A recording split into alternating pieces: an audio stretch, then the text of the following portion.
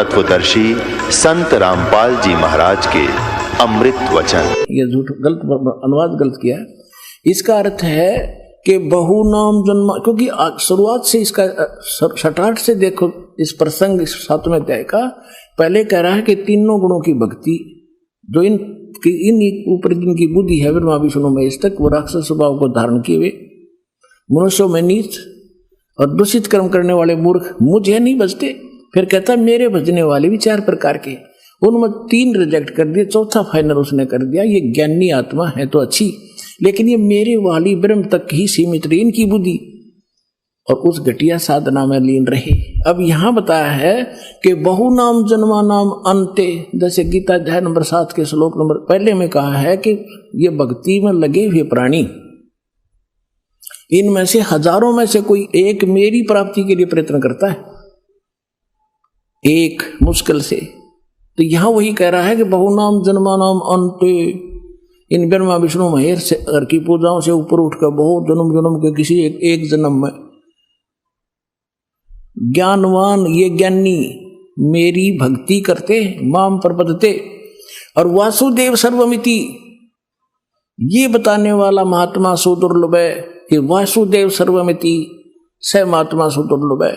ये बताने वाला कि वो वासुदेव यानी सर्व पूर्ण परमात्मा परम अक्षर ब्रह्म वही सब कुछ है, वही पूजा के योग्य है, वही इष्ट रूप में मान्य है, वही पाप नाशक है, वही अविनाशी है, वही सबका धारण पोषण करता है और उसकी भक्ति करनी चाहिए और की नहीं, और को इष्ट नहीं मानना चाहिए। कहते हैं ये बताने वाला महात्मा तो बड़ी मुश्किल से मिलेगा। यहाँ इसका अर्थ ही है, इन्होंने अर्थ गलत करके, तो वो ये दास आपको मिल गया पुण्यात्माओं, असंख्य युगों के बाद ये दाव आपका लगा है, इसको सफल करना। अब ये गीता ज्ञान दाता ब्रह्म ने अपनी साधना को अनुत्तम क्यों कहा, अपनी गति को। एक चुनक नाम के ऋषि थे, ज्ञानी आत्मा थे, जैसे भी उनको गुरु मिले सबने ओम नाम के जाप की रट लगा दी और एक हठ योग साथ में जोड़ लिया, ओम नाम के जाप का भी और अड़ंगा नारा और बोल लिया। ये तप कहां से लाए? किसी भी सदग्रंथ में तप करने का आदेश नहीं, सदग्रंथ माने गीता और वेदों में, और ना ही सूक्ष्म वेद में तत्व ज्ञान में जो परमात्मा ने बोला। गीता अध्याय नंबर 17 के श्लोक नंबर 5 और 6 में तो ये कहा है कि जो शास्त्र विधि को त्याग कर और मनमाना घोर तप को तपते हैं, वो राक्षस लोग इस कमलों के अंदर बैठे सभी प्राणियों के जो मुखिया ब्रह्मा विष्णु महेश आदि और मुझे भी वो क्रस करते हैं, उनको राक्षस स्वभाव के जान। ये हठयोग कहां से लाए? श्री देवी भागवत के अंदर एक प्रसंग है 3रे स्कंद में। ये क्या करते हैं रहस्य तो परमात्मा ने बताया है, दास ने भी आपको बहुत बार रूबरू किया है कि ब्रह्मा जी अपनी उत्पत्ति बताता है नारद जी को कि अपने पुत्र को कि मैं कमल के फूल पर बैठा था, मुझे नहीं मालूम है कहां से उत्पन्न हो गया। आकाशवाणी हुई तप करो तप करो, मैंने 1000 वर्ष तक तप किया। फिर कहा सृष्टि करो, तपो तपो कर वाक्य सुनाया, लोक रचोबल मेरी माया, लोक रचोबल मेरी माया। ये सूक्ष्म वेद में भी ऐसा ही कहा है। तो ब्रह्मा जी ने कहा कि आकाशवाणी हुई कि तप करो, मैंने 1000 वर्ष तप किया। फिर कहा सृष्टि करो। अब पहले इनके अंदर सिद्धियां पैदा कर लेता है काल, इनको एटम बम बनाता है, रिमोट इसके हाथ में रहता है। तो ये ब्रह्मा जी ने सोचा कि ये परमात्मा पूर्ण ब्रह्म की आकाशवाणी है, तप करो। और बाद में उसको वेद मिले, वेदों में तप का प्रावधान नहीं है, तो इसने वो काल की अलग से वाणी जो थी वह भी साथ अपने अनुयायियों को, अपने वंशजों को, ब्राह्मणों को दे दी कि तप भी करो, ओम नाम का जाप करो। एक चुनक नाम का ऋषि था, उसने बहुत ज्ञानी आत्मा था, ब्रह्म पूजा काल का पुजारी था, काफी वर्षों तक ओम नाम का जाप किया, तप किया, हठ योग किया। अब इसे भगवान मिल नहीं सकता। गीता अध्याय नंबर 11 के श्लोक 47 और 48 में और गीता अध्याय नंबर 11 के श्लोक 32 में स्पष्ट कर दिया है कि मैं काल हूं और ये मेरा रूप है और सबको खाने के लिए आया हूं। अर्जुन, तू ना लड़ेगा तो भी मारूंगा। ये मेरा वास्तविक रूप है, मैं काल हूं। तो 11वें अध्याय के 47-48 में कहा कि अर्जुन, ये मेरा स्वरूप आज तक आपने तेरे पहले किसी ने नहीं देखा। और मेरे इस रूप की प्राप्ति यानी मेरी प्राप्ति, इसके दर्शन माने भगवान प्राप्ति, ना वेदों में वर्णित विधि से, ना तप से, ना जप से, ना किसी क्रिया से मैं कभी नहीं मिल सकता, कोई नहीं कर सकता। इति सिद्धम, वेदों में वर्णित विधि से भगवान प्राप्ति नहीं है। जिस कारण से इन कबीर साहब कहते हैं खोजत खोजत हारिया, अंत कहा निराकार। इनके साधन गलत थे भगवान पाने के और देखने के, अंत में कह दिया भगवान निराकार है। अपना मन गढ़ंत थ्योरी बना ली लोगों ने, तो इनको भगवान मिला नहीं। ये एटम बम बन गए, सिद्धियां युक्त हो गए। जैसे अगस्त ऋषि ने 7 समंदर पी लिए, के कला टूट गया, इब गदा बना अंडेगा। मोक्ष होगा विधिवत, इन बकवादों से नहीं होगा। इब चौनक ऋषि में इतनी सिद्धि आ गई, सारा बोलबाला हो गया उसका। एक चक्रवर्ती राजा था, मानधाता। चक्रवर्ती माने जिसका पूरी पृथ्वी पर शासन हो। उसके छोटे छोटे राजा लोग उसके पराधीन होते हैं और उनसे वो टैक्स लेता है। और वो ये देखता है कि किसी राजा ने मेरी पराधीनता अस्वीकार तो नहीं कर दी है। उसके लिए एक ट्राई करता था, वो अपने निजी घोड़े के आगे एक पंपलेट लगा देता था कि राजा के पास इतनी सेना है और जिसने राजा की पराधीनता स्वीकार नहीं है वो इस घोड़े को पकड़ ले, युद्ध के लिए तैयार हो जा। इस प्रकार वो घोड़ा छोड़ दिया, साथ में सैनिक, अन्य घोड़ों पर सवार, वो खाली। चौनक ऋषि की कुटिया के पास से गुजरे। राजा ने जाते समय भी देखा, फिर आते समय जब सारा घूम कर आगे किसी ने घोड़ा पकड़ा नहीं, युद्ध स्वीकार किया नहीं। चौनक ऋषि ने पूछा कि भी कहाँ गए थे सैनिकों, इस घोड़े पर सवार क्यों नहीं है तुम्हारे पे? सैनिकों ने बताया कि ऋषि जी, ये मानधाता चक्रवर्ती का राजा है, इसके पंपलेट पे लिखा हुआ है, इस पर कोई बैठ नहीं सकता। इसके पंपलेट पर आगे लिखा हुआ गले में 72 करोड़ सेना है हमारे राजा के पास। तो ऋषि ने पूछा कि कहाँ गए थे, कैसे ऐसे गए थे? ऋषि ने कहा कि किसी ने नहीं पकड़ाई घोड़ा। अक नहीं, कौन पकड़े? क्या किसी की मां ने दूध? सैनिक बोले, उसकी जाड़ फोड़ दे हम। अब ऋषि ने सोचा भी राजा का विमान हो गया, मैं इसका विमान ठीक कर दूं। बता, रिमोट काल के हाथ में बना लिया एटम बम पहले चौनक ऋषि, और फिर रिमोट ऑन कर दिया। अब इसको करता हूं राजा को ठीक। राजा का फील्ड अलग और साधु संता का फील्ड न्यारा, वो क्यों भी बेमतलब टांग अड़ाऊं एक दूसरे के बीच में। अब ऋषि ने जानबूझकर अपना ताकत दिखाने के लिए कहा कि भी इस घोड़े को मैं बांध लूं, मैंने उठ लिया तुम्हारे राजा का युद्ध स्वीकार किया। सैनिक बोले, कंगले तेरा दाने तो खाने को नहीं, क्यों अपनी सामत बोल लेता है, मोल ले रहा है, चुप करके जप ले माला। ऋषि में भी पूरा हंगा पाक रहा था, अरे यह ताकत रटा नहीं करे जीव पे, इसका नाश करा कर छोड़ दिया करे। तो उसने क्या कहा कि ठीक है भाई, मेरे भाग में यह लिख रखी होगी, तुम्हारे राजा से मरना होगा, मैंने जाके दो उनको घोड़ा बांध दो यहीं पर। सैनिकों ने जाके बता दिया जी ऐसे ऐसी बात है, एक चौनक नाम के ऋषि ने आपका युद्ध स्वीकार कर लिया। अब मंत्रीगण इकट्ठे हुए कहने लगे, राजन आज एक व्यक्ति की हिम्मत पड़ी है आपके साथ चीटिंग करने की, कल दूसरे की पड़ेगी। निपदा ईवल इंदा पढ़, बुराई को शुरू से ही खत्म कर देना चाहिए। राजा बोला ठीक है। राजा ने अपनी 72 करोड़ सेना की 4 टुकड़ी बनाई, 18 करोड़ की, 18 करोड़ एक टुकड़ी भेज दी। उधर से उस ऋषि ने सारे जीवन में जो डले ढोए थे वो अटपट करके सिद्धियां प्राप्त की थी, उससे 4 पुतली तैयार कर ली, एटम बम 4 बना दिए, परमाणु बम।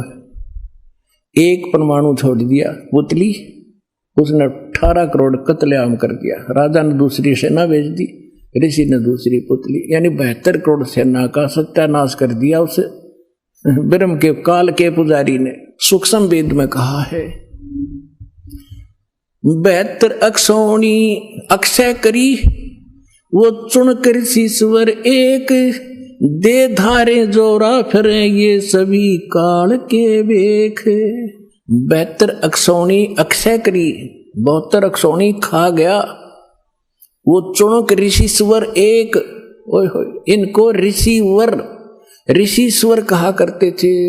ऋषिस और ऋषिश्वर, एक तो मुनि, एक मुनिवर, उन मुनियों में श्रेष्ठ, एक मुनीश्वर यानी मुनियों में भी, उन मुनिवरों में भी और श्रेष्ठ, उसको मुनीश्वर कहा करते हैं। ऐसे ऋषिवर और ऋषिश्वर, जिसको ऋषिश्वर कहा करते थे, उस ऋषिश्वर के ये कारनामे हैं। 72 अक्षौणी खा गया, वो चुनक ऋषिश्वर एक, ये दे धारे जोरा फिरे, जोरा माने मृत्यु, दे धारे जोरा फिरे, ये सभी काल के भेख, ये काल के पुजारी हैं सारे अपने आत्मा।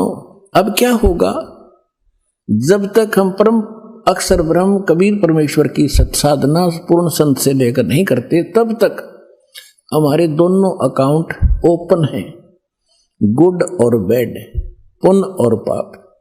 जैसे हम पुण्य करेंगे, जाप करेंगे, कोई कितना ही करो वो अलग लिखा जाएगा, और बुरा जितना भी करो, छक्का करो, कितना ही करो, वो अलग लिखते रहेंगे।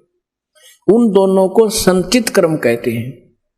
आगे आपको जो भी जीवन मिलेगा उन्हीं से एवरेज निकाली जाएगी। जिसके पुण्य गणे हैं उनके पुण्य ज्यादा एवरेज में, जिसके पाप गणे उसके एवरेज में पाप ज्यादा, फिर एक मनुष्य जीवन बनाकर भेज दिया जाता है, और फिर 83 लाख योनियों में वो पाप भोगने पड़ते हैं। तो ये चुनक ऋषि ने जो तप किया, ओम नाम का जाप किया और 72 करोड़ सेना का नाश किया, ये सब अलग अलग लिखे गए। ओम नाम के जाप के कारण ये ब्रह्मलोक में जाएगा, वहां पर ठाठ करेगा, अपनी पूंजी का नाश करेगा, फिर पृथ्वी पर राजा बनेगा। तप से राज राजमदमानम जन्म तीसरे शुक्र स्वान, राजा बनकर कर्म फोड़ फोड़ सकता है, पुण्य नहीं कर सकता। उसके बाद फिर इसकी दुर्गति होगी, ये कुत्ता बनेगा चुनक ऋषि ब्रह्म पुजारी, इसका शर्म में कीड़े पड़ेंगे, और वो 72 करोड़ सेना जो उसने मारी है उसको चुन चुन का बदला लेंगे। तो परमात्मा कहते हैं सुख संवेद में तुमने उस दरगाह का मैल नहीं देखा, और धर्मराज के तिल तिल का लेखा। इसलिए गीता अध्याय नंबर 7 के श्लोक नंबर 18 में गीता ज्ञानदाता कहता है कि ये ज्ञानी आत्मा है तो समर्पित, लेकिन इनको तत्वदर्शी संत न मिलने से ये मेरे वाणी अनुतम घटिया गति में स्थित रहे, इनका फिर पुनर्जन्म रहेगा। इसलिए गीता अध्याय नंबर 15 के श्लोक नंबर 4 में कहा कि तत्वदर्शी संत की प्राप्ति के उपरांत परमेश्वर के उस परम पद की खोज करनी चाहिए, जो जानने के बाद साधक फिर लौटकर कभी संसार में नहीं आते।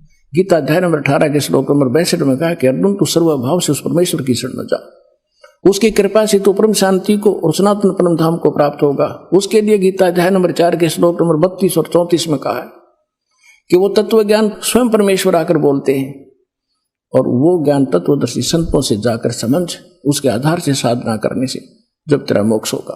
गीता अध्याय नंबर 7 के श्लोक नंबर 29 में कहा है कि जो मेरे इस ज्ञान का आश्रय कर लेता, तत्वदर्शी संत को खोज लेता है, वो जरा और मरण से जो छूटने का प्रयत्न कर रहा है, उसने तत्वब्रह्म को जान लिया, सारे दातम से परिचित है, सब संपूर्ण कर्मों से परिचित है। तो दास ने भी बता दिए, जो जरा और मरण से छूटने के लिए प्रयत्नशील हैं, वो तत्वब्रह्म से परिचित हैं, सारे दातम ज्ञान से परिचित हैं, और सभी कर्मों से परिचित हैं। जरा माने वृद्धावस्था, एक जोरा, जोरा माने मृत्यु, ये परमात्मा के संत भाषा के शब्द हैं। जोरा माने मौत और जरा माने वृद्धावस्था और मृत्यु। जो इससे छूटने का ही प्रयत्न करते, संसार की किसी वस्तु की इच्छा नहीं करते, वो उस तत्वब्रह्म से परिचित है। तो यहां फिर 8वें अध्याय के प्रथम मंत्र में अर्जुन ने पूछा कि वो किम तत्वब्रह्म। 8वें अध्याय के 3रे श्लोक में गीता ज्ञानदाता ने कहा कि वो परम अक्षर ब्रह्म है। गीता अध्याय नंबर 15 के श्लोक 1 से 4 में उल्टे लटके हुए संसार रूपी वृक्ष का हवाला दिया है कि समझो ये संसार ऐसा है, ऊपर को जड़ तो पूर्ण परमात्मा, नीचे को तीनों गुण रूपी शाखा है। और तत्वदर्शी संत वो होगा जो संसार रूपी वृक्ष के सभी विभाग बता देगा। अक्षर पुरुष एक पेड़ है, सरपुरुष निरंजन वा की डार और तीनों देवा शाखा है, वो पात रूप संसार। परमात्मा ने 600 वर्ष पहले अपने सूक्ष्म वेद में बोला हुआ ये ज्ञान दास को आज आपके रूबरू किया। फिर गीता अध्याय नंबर 15 के श्लोक 4 में कहा कि तत्व ज्ञान के प्राप्ति के पश्चात परमेश्वर के उस परम पद की खोज करनी चाहिए, जहां जाने के बाद साधक फिर लौट कर कभी संसार बन जाते। और जिसने सब ब्रह्मांडों की रचना की है केवल उसकी भक्ति कर मेरी भी छोड़ दे। और गीता अध्याय नंबर 2 के श्लोक नंबर 12 में, गीता अध्याय नंबर 4 के श्लोक नंबर 5 और 9 में, गीता अध्याय नंबर 10 के श्लोक नंबर 2 में गीता ज्ञान दाता खुद कहता है तेरे और मेरे असंग जन्म हो लिए और आगे भी होते रहेंगे, मैं अविनाशी नहीं हूं। गीता अध्याय नंबर 15 के श्लोक नंबर 16 और 17 में 3 पुरुष, 3 प्रभु, 3 स्वामी, 3 ब्रह्म बताए। सरपुरुष ये किस ब्रह्मांड का स्वामी, ये काल है, गीता ज्ञान दाता ब्रह्म है। अक्षर पुरुष 7 संग ब्रह्मांड का स्वामी है, इसका ये भी नाशवान है। गीता अध्याय नंबर 15 के श्लोक 17 में कहा कि उत्तम पुरुष तो अन्य परमात्मा इति उदाहरत है। यह लोग term अविषय विवृत्ति अवैश्वर है, इन दोनों से भी अन्य है। सरपुरुष और अक्षर पुरुष से जो श्रेष्ठ परमात्मा इन दोनों से अन्य है। और वही तीनों लोगों में प्रवेश करके यानी सबका धारण पोषण वो जड़ से होता है। तो संसार रूपी वृक्ष की जड़ वो पूर्ण परमात्मा है, उसी से सबका धारण पोषण होता है यहाँ पर। और वही वास्तव में अविनाशी है। यहाँ एक भ्रम पैदा होता है। 15वें अध्याय के 18वें श्लोक में लिखा है, ये गीता ज्ञानदाता कहता है कि मैं अपने अंतर्गत 21 ब्रह्मांड में जितने भी प्राणी हैं उन सबसे उत्तम हूँ, श्रेष्ठ हूँ। इसलिए मैं लोक वेद दंत कथा के आधार से मैं पुरुषोत्तम प्रसिद्ध हो रहा हूँ। आई एम नॉट पुरुषोत्तम। पुरुषोत्तमता 15वें अध्याय के 17वें श्लोक में बता दिया कि उत्तम पुरुष है यानी पुरुषोत्तमता कोई और है।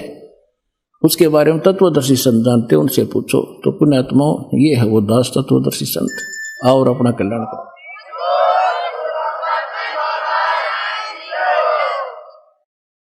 परम पिता परमात्मा पूर्ण ब्रह्म सारी सृष्टि के रचनहार कबीर परमेश्वर जी की असीम रजा से आप सभी पुण्यात्माएं सत्संग सुनने के लिए उपस्थित हुए। सौभाग्य आपका, आप जी को ऐसे समय में मानव शरीर प्राप्त हुआ और परमेश्वर की असीम रजा हुई कि आपको सच्चा भगवान मिला, सच साहिब मिला, तत्व ज्ञान प्राप्त हुआ और यथार्थ भक्ति मंत्र साधना आपको प्राप्त हुई। ऐसा ये गोल्डन चांस बोलते हैं इसको, यानी स्वर्ण अवसर असंख्य जन्मों के बाद ही प्राप्त होता है। आप जी को परमात्मा की इतनी गहराई का ज्ञान नहीं है, आपको इतना ये भी अभी विश्वास नहीं बन पाया है कि सचमुच कोई ऐसा स्थान है जहां हम जाकर के सचमुच सदा के लिए सुखी हो जाएंगे। कारण क्या है कि आप बच्चे हैं, परमात्मा के बच्चे हैं। जैसे पहले भी सत्संगों में दास सुनाता रहा है कि दास आपको वो ज्ञान बता रहा है जो परमात्मा ने बताया है, ये तत्व ज्ञान है।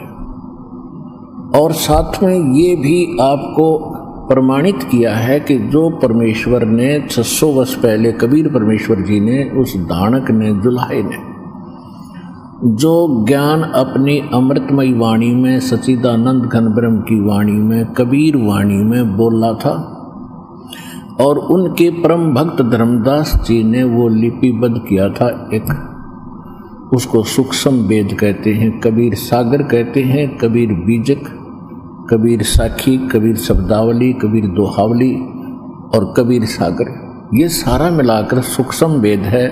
ये सच्चिदानंद घन ब्रह्म की वाणी है, ये कबीर वाणी है।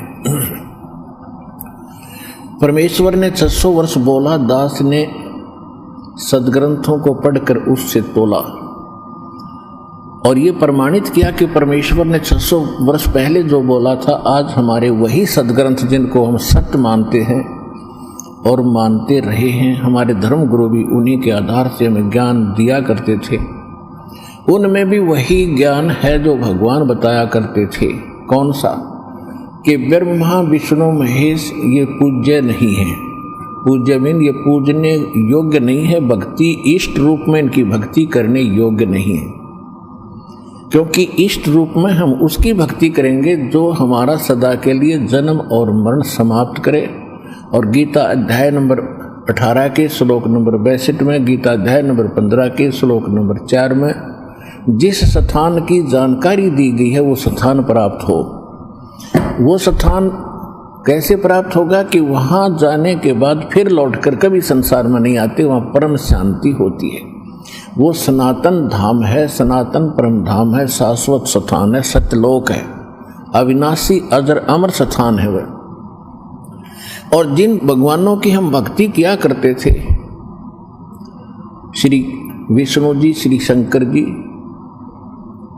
ये स्वयं नासवान है।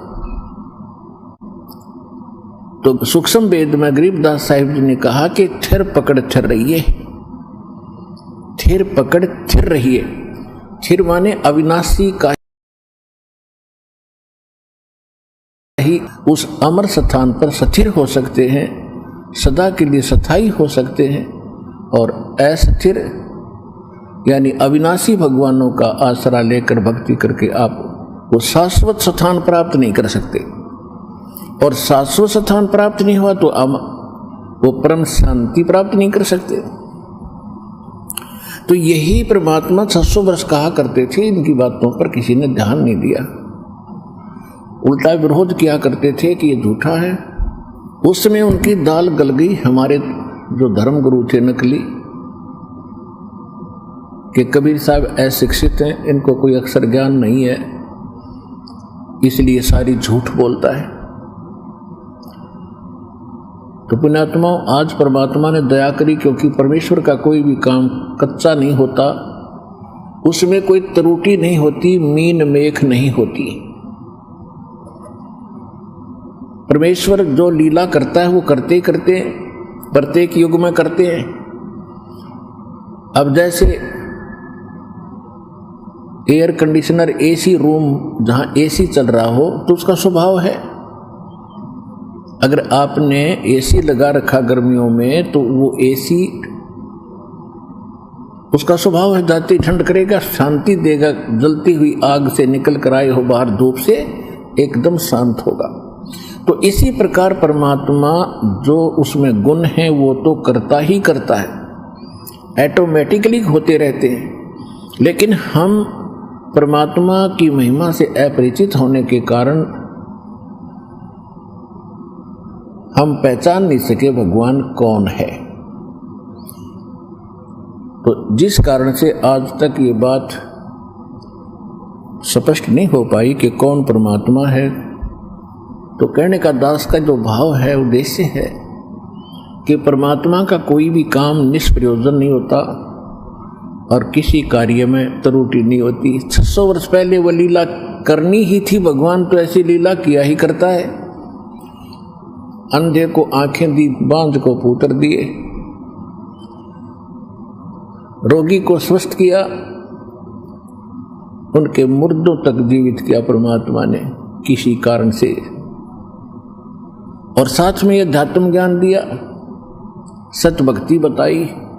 और उसके बाद परमात्मा ने अपने विटनेस तैयार किए, गवाह। तो जो ज्ञान परमात्मा ने कहा वो उनके सच्चिदानंद घन ब्रह्म की वाणी में विद्यमान, कबीर वाणी में। और जिन महापुरुषों ने परमात्मा को देखा उन्होंने एफिडेविट दे रखे हैं, शपथ पत्र दे रखे हैं कि कबीर इज गॉड। कौन कबीर? हम सुल्तानी नानक तारे दादू को उपदेश दिया, जात जुलाहा वेद न पाया वो काशी महे कबीर हुआ। अनंत कोट ब्रह्मांड का एक रति नहीं भारे, सतगुरु पुरुष कबीर हैं कुल के सिरजनहारे। ना सतगुरु जननी जने उनके माने बापे, पिंड ब्रह्मंड से रहित है जाना तीनों तापे। आदरणीय गरीबदास साहिब जी ने परमात्मा की महिमा अपनी आंखों देख कर सतलोक में परमात्मा सचखंड लेकर गए अपनी प्यारी आत्मा गरीबदास जी को, और फिर उनको वापस छोड़ा अपने से परिचित करा के।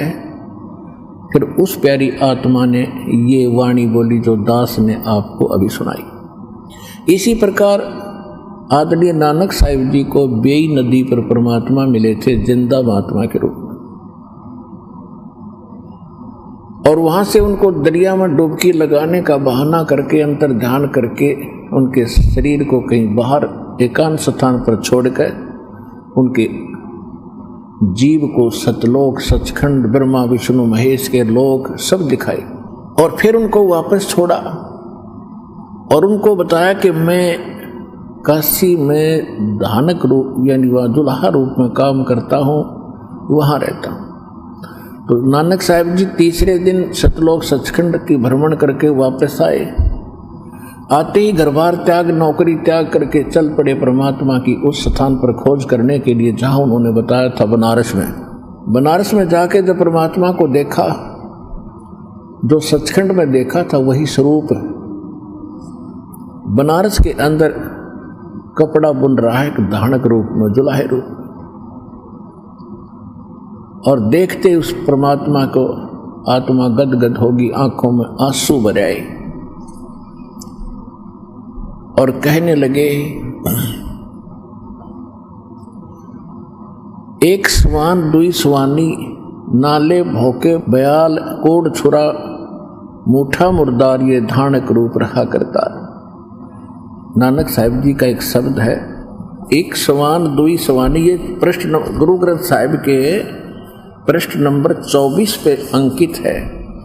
एक स्वान दुई स्वानी नाल बलके भोकाई सदा बियाल। यानी नानक साहिब जी अपने मन और इसके साथ जो इसके और परिवार है, ये काम क्रोध मोह इच्छा, इनको कह रहे हैं कि ये एक स्वान दुई स्वानी। ये मन तो कुत्ता है, इच्छा और तृष्णा ये इसकी कुतिया है स्वानी, और इससे आगे फिर काम क्रोध मोह लोभ अहंकार इसका परिवार बताया।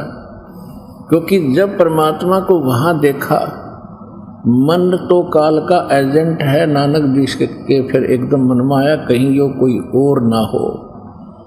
तो वहां कह रहे हैं कि मन तो एक कुत्ता है, इसने बकवाद करने से मतलब है। एक सवान दुई सुवानी नाल बलके भोकाई भौके ही सदा बियाल, और कोड छुरा ये मूठा मुर्दार ये धानक रूप रहा करता। आत्मा कह रही है नहीं, ये धानक रूप रहा करता।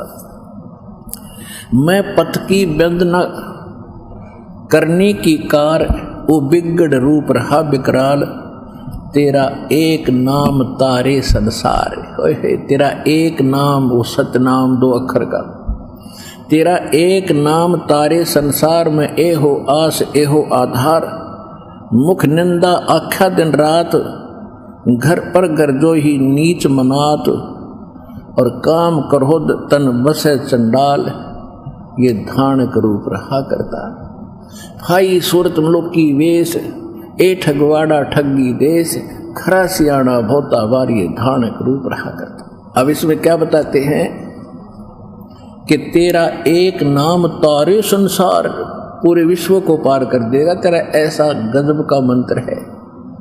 और मैं एहो आस एहो आधार, यानी सतना परमात्मा ने कहा था कि ऐसा मंत्र दूंगा जिससे बहुत ही थोड़े समय में आप बहुत ज़्यादा धन भक्ति धन युक्त हो जाओगे। तो नानक जी कह रहे हैं कि आपका वो सतनाम ही प्राप्त करने में आया हूँ, और मुझे इसी की आस है। तेरा ऐसा नाम है जो पूरे विश्व को पार कर सकता है। तेरा एक नाम तारे संसार में एहो आस एहो आधार। हाई सूरत मुल्क की वेश, ए ठगवाड़ा ठगी देश। खरा सियाणा बोता बार ये धानक रूढ़ा करता है। कहते हैं ये ठगवाड़ा यानी ठग ये अपने आप को छुपाए बैठा है, ये खुद परमात्मा है, एक धानक की लीला भूमिका कर रहा है, ये मालिक है, सर्वशक्तिमान है। कहते नीच जात परदेसी मेरा छिन आवे तुल जावे।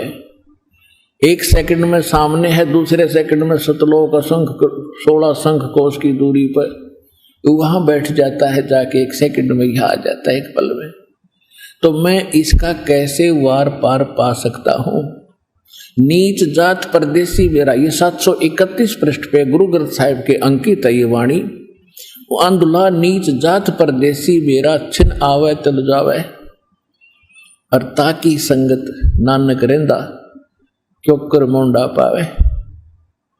721 पृष्ठ पर लिखा है, एक अर्ज गुप्तम पेश तोदर कून करतार हक्का कबीर करीम तू बेऐब परवरदिगार। अपने आत्मा परमात्मा का काम त्रुटि युक्त नहीं होता। ऐसे महापुरुषों की गवाही दिला रखी है, कोई इसको ये नहीं कह सकता कि न जो बोला या झूठ है। और इतना संसार इनका आदर और सत्कार कर रहा है कि महापुरुष थे, इनको परमात्मा मिले हैं, ये भी खूब प्रसिद्ध है। और वो महापुरुष क्या बता रहे हैं कि कौन है वो भगवान? दादू साहिब जी ने कहा है कि जिन मुझको निज नाम दिया सोए सतगुर हमार, और दादू दूसरा कोई नहीं, यो कबीर सिरधार। दादू नाम कबीर की जय, कोई लेवे ओठ ताको कभी लगे नहीं भाई काल बजर की चोट। ऐसे ही आदरणीय धर्मदास साहिब जी को परमात्मा मिले, सचखंड लेकर गए। तो उन महापुरुषों को परमात्मा क्यों अपने, उनको किस लिए वहां ले गए फिर वापस छोड़ा? इसलिए कि ये मेरे आने वाले इस कलयुग के इस समय में, ये प्राइम टाइम में, इस सवर्ण युग में, इस भक्ति युग में मेरे बच्चों को मुझे समझने में ये घने सहयोगी होंगे, और इनके द्वारा दिए गए प्रमाण को कोई झुठला नहीं सकता। तो परमात्मा क्या कहते हैं? जो जन मेरी शरण है ताका हूं मैं दास, गेल गेल लाग्या फिरूं जब तक धरती आकाश। एक बार भी जो परमात्मा की शरण में कभी किसी युग में कोई पुण्यात्मा परमात्मा की शरण में आ भी गया, तो फिर परमात्मा उसमें एक भक्ति अंश प्रवेश कर देता है, भक्ति बीज बो देता है। फिर ठीक है, भले ही वो डगमग हो जाता है, संसार से वो हटा नहीं पाता अपनी वृत्ति को, और संसार में फिर भटक रहा होता है, पशु पक्षियों की योनियों में भी जाता है।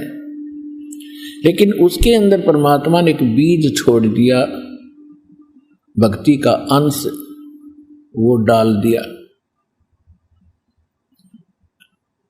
और जब उसको मनुष्य शरीर प्राप्त होगा, उसके अंदर कुछ दिनों के बाद वो भक्ति फिर से जागृत हो जाएगी। और उसके जागृत करने के लिए सत्संग और परमात्मा के महिमा की आवश्यकता होती है। तो परमात्मा स्वयं आकर फिर उनको संभालते हैं, किसी न किसी रूप में जाकर सत्संग सुनाते हैं, वो फिर से प्रारंभ करता है भक्ति। लेकिन उस समय बहुत बदल जाता है, बहुत समय चला जाता है, जिस कारण से हम अभी तक यहाँ भटक रहे हैं। तो पुण्यात्मा, आप जितने भी भक्त बहन बेटी भाई बुजुर्ग बच्चे आज परमात्मा की शरण में आ रहे हो, आपके इस जन्म के कर्म इतने अच्छे नहीं हैं, ये तो आपको भी मालूम है। इस जन्म में तो कोई अच्छा काम हमने कराया नहीं, जब तक भगवान मिले, जो मार्ग मिला। तो इससे सब सिद्ध है कि ये मार्ग मिलना, ये भगवान मिलना, ये कोई आम बात नहीं है। इसके विषय में सूक्ष्म वेद में कहा कि लख बर सूरा जूझ ही लख बर सावत दे, और लख बार यति जहान में तो सतगुरु शरणा ले। कि लाख बार सूरवीर रहे हो, लाख बार सावत देह प्राप्त हुई हो, और लाखों बार हनुमान जैसे यति रहे हो, यानी परमार्थ के लिए उन्होंने अपना सारा जीवन श्री रामचंद्र जी के लिए किस प्रकार निस्वार्थ भाव से उनका सहयोग दिया, और यति रहे, जति रहे, यानी अपने धर्म कर्म के सूचे रहे, ब्रह्मचारी पद पर रहे। तो कहने का भाव ये है कि ऐसे ऐसे शुभ कर्म संस्कार आप जी ने असंख्य जन्म पा लिए, ऐसे ऐसे, लेकिन ये मुक्ति मार्ग नहीं प्राप्त हुआ। उसके बाद इतने शुभ कर्म करते करते आपके फिर शुभ संस्कार घने हो जाते हैं, उनके संयोग से फिर जाके भगवान दया करते हैं, किसी जन्म में आपको परमात्मा स्वयं आकर के किसी साधु संत रूप में दीक्षित कर जाते हैं, यथार्थ भक्ति प्रवेश कर जाते हैं। फिर वो आत्मा उस भक्ति बीज के कारण परमात्मा की भूल उसके पड़ती नहीं, चाहे वो 184 योनियों में से भटक कर भी आया हो।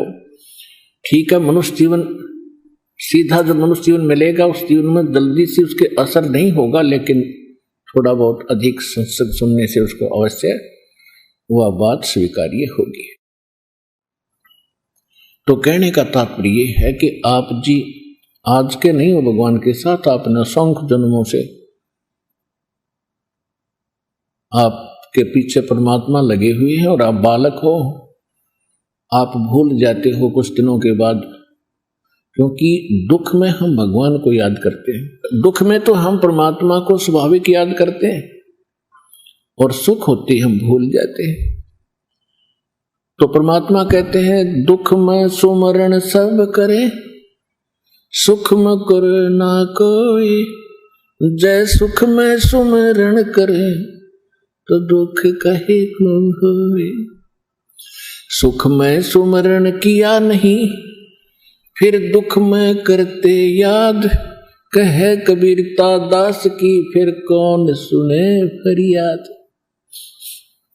अब क्या बताते हैं कि जब सुख में तो परमात्मा को याद किया नहीं, और दुख हुए जो परमात्मा परमात्मा करते फिरे, और यदि आप जी सुख में ही भगवान की भक्ति प्रारंभ कर देते तो ये कष्ट नहीं होते। अब यहां समस्या आती है कि प्रत्येक भक्त यहां सतलोक आश्रम बरवाला जिला हिसार में आया है, ये भक्ति कर रहा था, कोई ना कोई साधना, कोई ना कोई मंत्र जाप, कोई संत गुरु से या अपनी परंपरागत साधना को अवश्य कर रहे थे। तो इनके मन में ये आएगा कि हम तो भक्ति कर ही रहे थे फिर भी दुखी हुए। तो उसके लिए सूक्ष्म वेद में बताया है, तुम कौन राम का जपते जापम तात कट नयति तापम। तुम कौन भगवानों की भक्ति कर रहे थे, उन भगवानों की, उन रामों की भक्ति करने से आपको कोई लाभ नहीं हो सकता। प्रारब्ध के कर्म तो दूर रहे समाप्त होने, आपके 3 ताप भी नहीं नष्ट हो सकते। 3 ताप के अंतर्गत जैसे कोई किसी को श्राप दे देता है, या किसी पर तांत्रिक विद्या छोड़ देता है, या किसी पर कोई भूत प्रेत की बाधा है, साया है प्रेत का, और इस प्रकार के जो कष्ट हैं ये 3 ताप के अंतर्गत आते हैं। तो परमात्मा बता रहे हैं कि तुम आप जी सोचोगे कि हम भक्ति तो कर ही रहे थे और उसके बाद भी आप दुखी हुए। उसका कारण क्या था कि पहले तो आपकी भक्ति शास्त्र अनुकूल नहीं, शास्त्र अनुकूल साधना करने वाले को भी कुछ राहत मिले तो आप उन भगवानों की भक्ति कर रहे थे जो ना आपको सुख दे सकते ना दुख दे सकते, अर्थात आपके संस्कार में कोई परिवर्तन नहीं कर सकते, और वो 3 ताप को भी नहीं समाप्त कर सकते। उदाहरण के लिए अब जैसे कि परमात्मा की 2 साखी दास ने बोली, पहले इनको स्पष्ट करता हूं कि दुख में सुमरण सब करें और सुख में करे न कोई, और जय सुख में सुमरण करें दुख काहे को होए। तो ये सुमरण किसका करना है, कैसे करना है, वो परमात्मा की वाणी बता रही है। पूर्ण परमात्मा सत्यपुरुष की साधना उसके परम संत से लेकर और शास्त्र अनुकूल भक्ति करने वाले को यदि वो सुख में सुमरण कर रहा है तो दुख नहीं हो सकता, और ये भक्ति ना करते तो फिर क्या कहते हैं, सुख में सुमरण किया नहीं और फिर दुख में करते याद, कह कबीरता दास की फिर कौन सुने फरियाद। जिन्होंने सुख में ये सत साधना नहीं की और फिर दुख में उसको याद करते हो तो उसकी फरियाद, उसकी अर्जी लगेगी नहीं। उसकी अर्जी कैसे लगेगी, फिर उसके लिए परमात्मा का एक नुमाइंदा चाहिएगा, परमात्मा का भेजा हुआ संत जो उनका कृपा पात्र होता है, उसके माध्यम से फिर आपकी सुनाई होगी।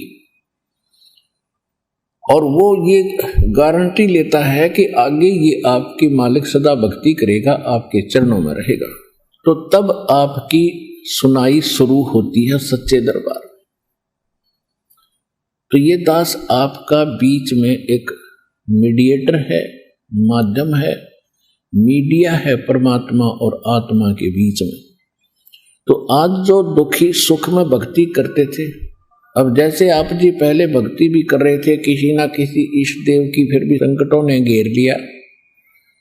आइए अब हम उन श्रद्धालुओं के अनुभव जानते हैं जो जगत गुरु तत्वदर्शी संत रामपाल जी महाराज जी से दीक्षा प्राप्त कर चुके हैं तथा उनके द्वारा बताए गए भक्ति मार्ग पर चल रहे हैं। नमस्कार सर। नमस्कार सर।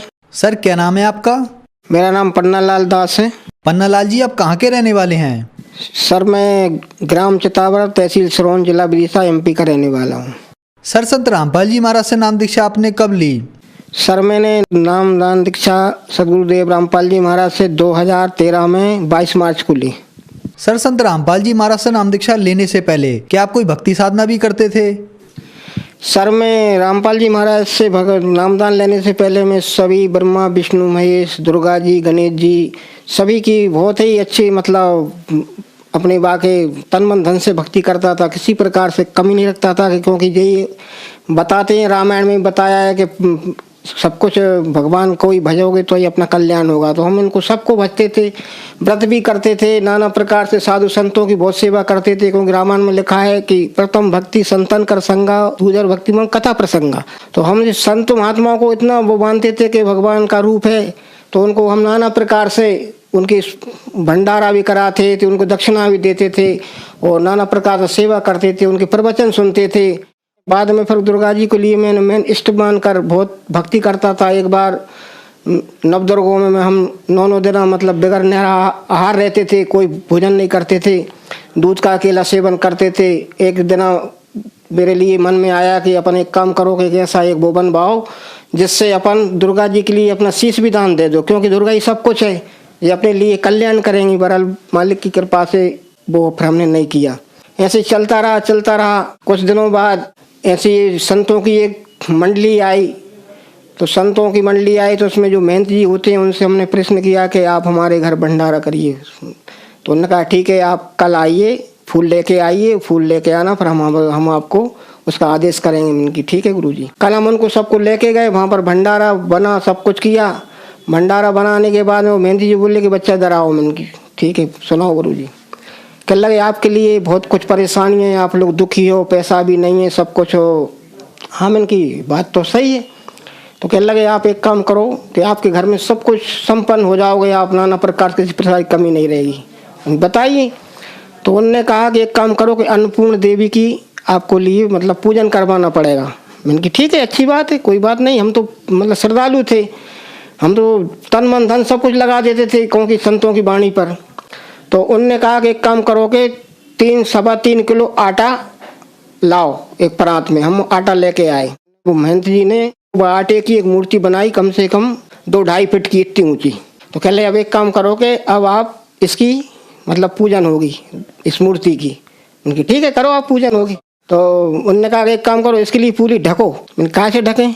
कह लगे इससे पूरे नाच से ढकना पड़ेगा इस मूर्ति को। 3 कुंटल से ऊपर उस पर नाच डाल दिया। जब वो ढकी, उनने पूजन कर वो भंडारा लिया, दक्षिणा ली, और कह लगे बच्चे अब एक काम करो, इसको हमारी इसको दक्षिणा को आप वहाँ भिजवाओ गाँव में। मैंने कि अब महाराज जी हम नहीं भिजवाएंगे, आप हमने आपकी दक्षिणा दे दी, आप ले जाइए। उन्हें आप पैसा ले जाओ जहाँ से। तो उनने हमसे पैसे ले लिए, पैसे लेके वो चले गए। तो ऐसे जो संतों ने ऐसी लूट मार मचाई हमारे भक्तों के पीछे कि ये तो लूट रहे हैं। अब जब सतगुरु रामपाल जी हमारे शरण में आए, जब ये पता चला कि संत क्या करते हैं, ये तो बच्चों के लिए अपने शिष्य बना लेते हैं लोभ दे के, और फिर ये लूटना चालू करते हैं। इनके पास ज्ञान कुछ नहीं है। सर, आपने बताया कि आप ब्रह्मा विष्णु महेश की पूजा करते थे, दुर्गा जी की भी पूजा करते थे। देवी दुर्गा जी में आपकी बहुत गहरी आस्था थी। आपने यहाँ तक मान लिया था कि अगर देवी दुर्गा जी को मुझे अपना शीश भी चढ़ाना पड़ जाए तो मैं देवी दुर्गा जी को अपना शीश काट कर चढ़ा दूंगा। और आप साधु संतों की भी सेवा करते थे, लेकिन आपको कोई लाभ नहीं मिला। तो फिर आप संत रामपाल जी महाराज की शरण में कैसे आए?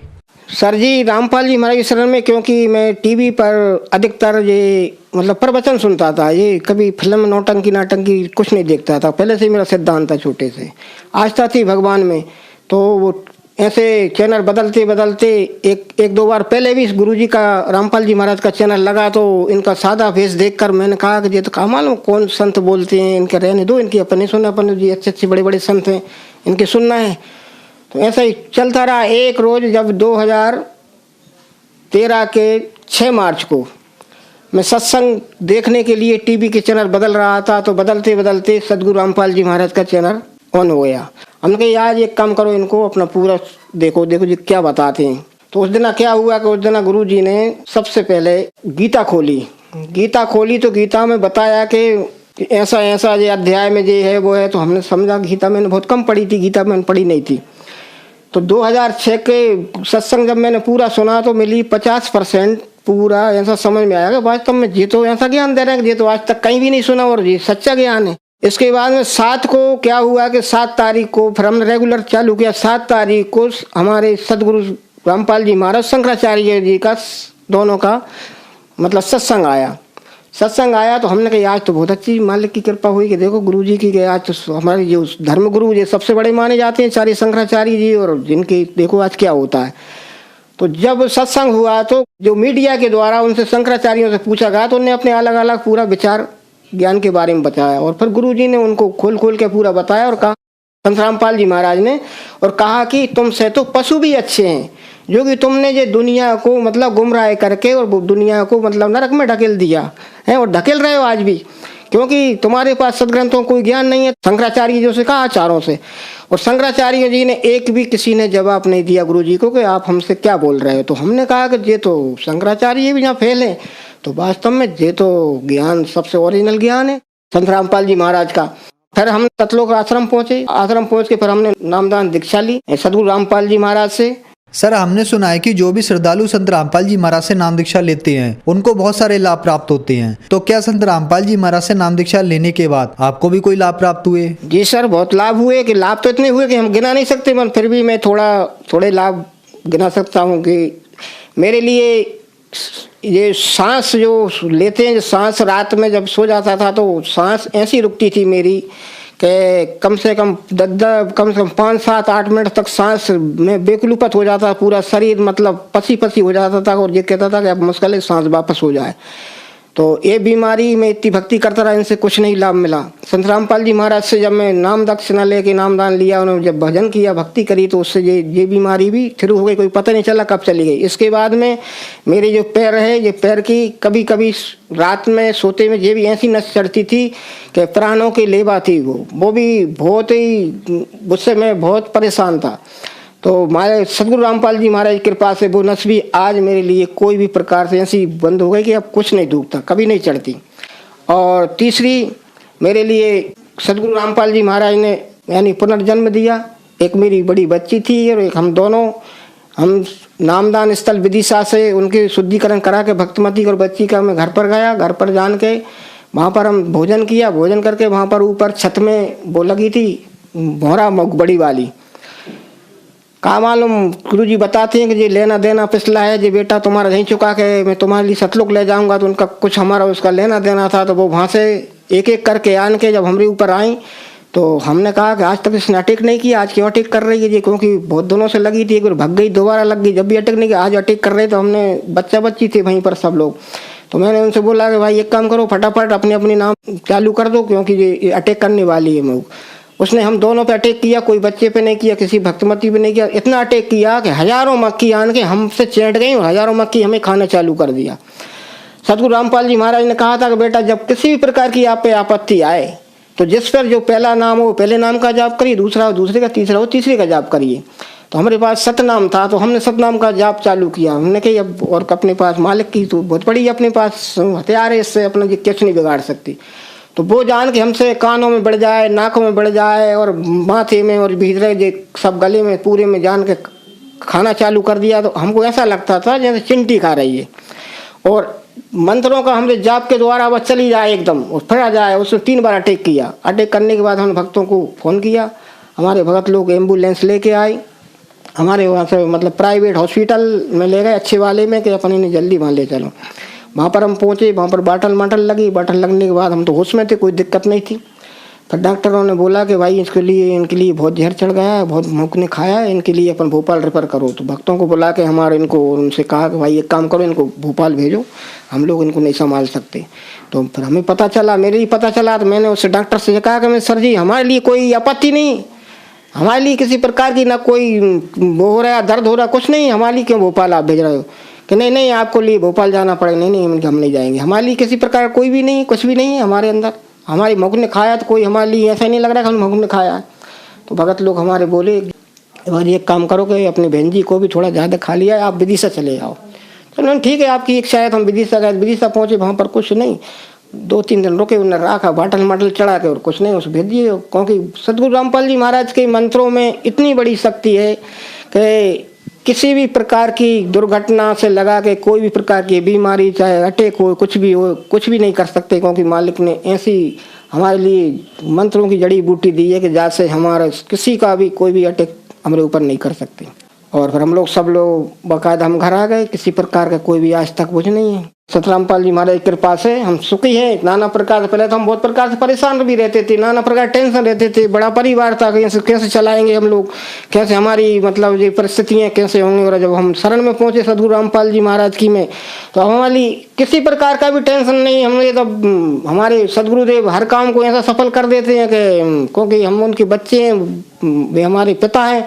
अभी हमारे 2 महीना पहले एक उनने इतना बड़ी फिल्म बनाई है कि आप सुन के आश्चर्य में पड़ जाओगे।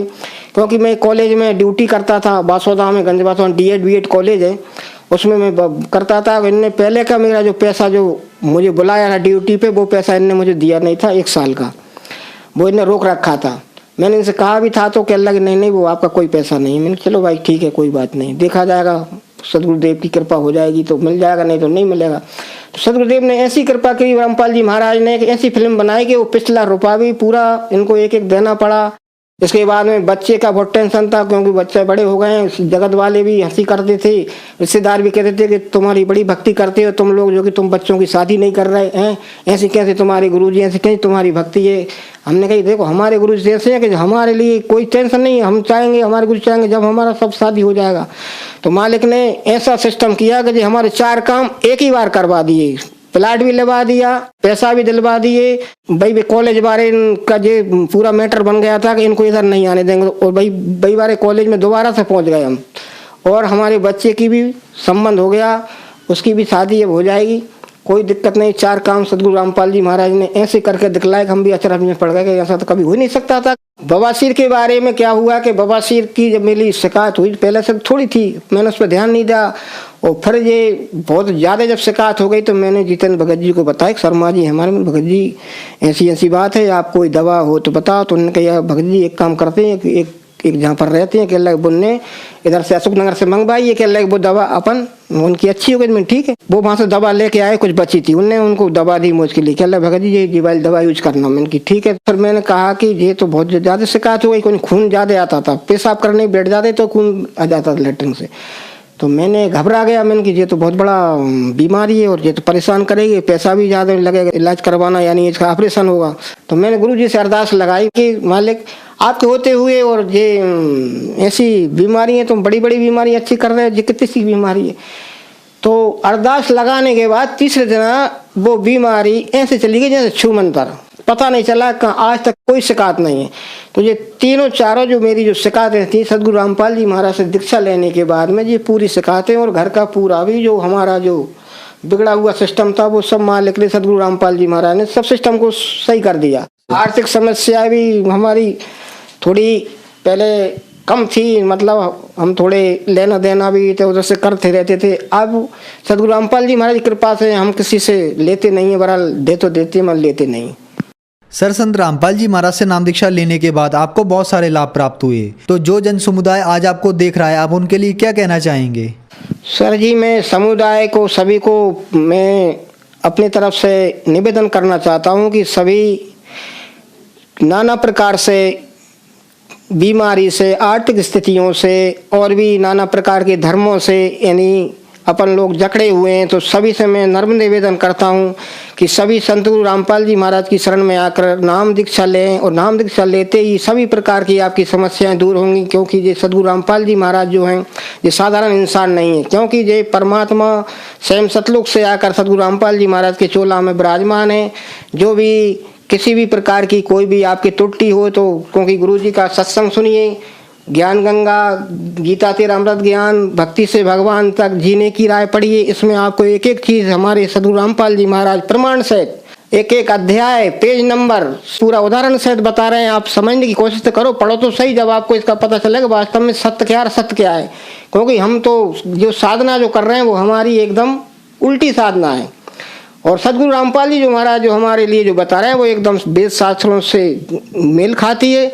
और वेद जो हमारे वेद शास्त्रों में लिखा है वो सत्य है, और जो वेद शास्त्रों से विरुद्ध है वो साधना असत्य है, वो हमें कभी लाभ नहीं दे सकता। इसलिए सदगुरु रामपाल जी महाराज शरण में आइए और ज्ञान को समझिए और अपना कल्याण करवाओ, मोक्ष करवाओ, क्योंकि आज ये समय जो बार बार नहीं मिलना। सर, संत रामपाल जी महाराज की शरण में कैसे आ सकते हैं?